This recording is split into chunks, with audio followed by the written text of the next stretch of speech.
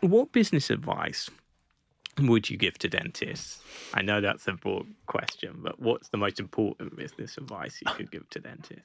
I think you need to understand your numbers. I think as dentists, and it's hard because at dental school there's no time given to business whatsoever. Which, from a patient point of view, I get. I'm going to the dentist because I want a good clinician. However, as an associate or a practice owner, you are going to be in business.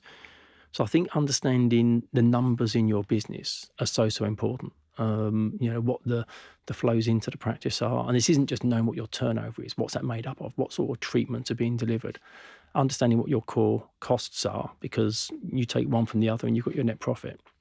And in good times, arguably, there's always a bit left over, whereas we are going into a climate with inflation where it's at, interest rates are going to increase, energy prices are starting to bite. I think there's still supply chain issues coming out the back of COVID. It's not going to be as easy to maintain profitability as it has been in the previous years. So I think understanding numbers is really important.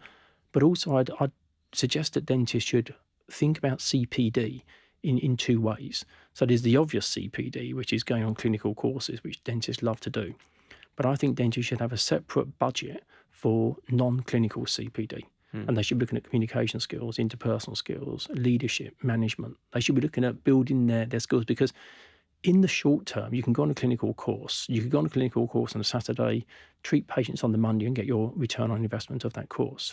Business courses are slower in terms of their return on investment, but it's a slow burn.